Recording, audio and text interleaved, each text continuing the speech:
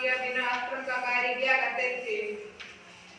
जब उनकी शिक्षा पूरी हो गई और आश्रम छोड़ने का समय आया तो गुरु जी ने उन दोनों को बुलाकर कहा, मैं तुम दोनों से बहुत प्रसन्न हूँ, इसलिए तुम्हें दो बातों बता रहा हूँ। अगर तुम इन पर अमल करोगे तो तुम्हारे राज्य में सदा समानता और खुशहाली रहेगी।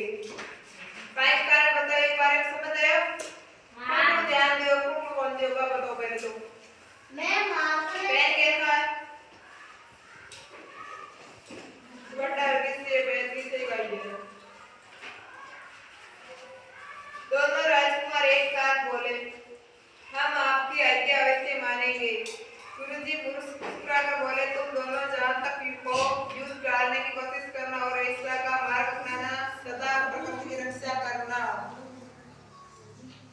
दोनों राजकुमारों ने संघर्ष में भर्ती और अपने अपने राज्य की ओर चल पड़े।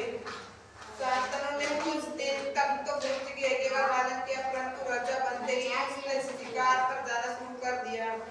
हरे भरे वृक्षों को कटवा कर उसने कई नगर बसाए। धीरे धीरे उसके राज्य में गिने चुने पेड़ ही बाकी रह गई, जिसकी वजह से पर्यावरण असंतुलित हो गया और बारिश न के बराबर होने तक जमीन तथा सूखा पड़ने लगा। इसमें इन काय कारण में देख सकता है कोई ने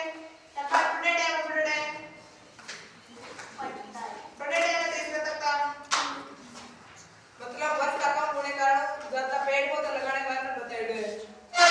हर अधिक ध्यान देना, कम पेड़ पौधा अगर वर्षा कम हुआ करे बताए ना भी कारण बताए सूखे के कारण और पाक पाक बेग कारण।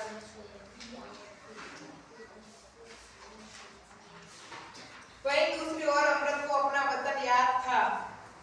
उसने राजा बनते ही शिकार पर पूर्ण प्रतिबंध लगा दिया और जगह जगह पेड़ लगवाने शुरू किए। वे जब भी कोई खाली जमीन पड़ी देखता तो वहां पर फूलों के बीज बिखरवा देता और कुछ ही दिनों बाद वहां रंग बिरंगे सुंदर फूल खिले जाते। तुम बोलो। बच्चा भी अपने राजा को पूरा सहयोग करती और बच्चे से लेकर बूढ़े तक कोई भी फूलों को नहीं तोड़ता। फूलों पर रंग बिरंगी तितलियां मंडराया करती और लोग उठे से इन मनोरम दृश्य को देखने लगते।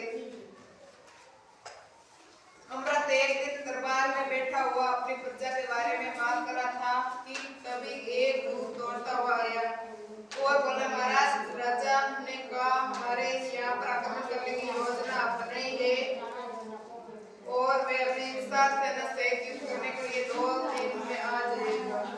ये सुनकर अमृत परेशान होता हुआ बोला, युद्ध होने से तो हजारों सैनिक मारे जाएंगे और मासूम प्रजा बर्बाद हो जाएगी।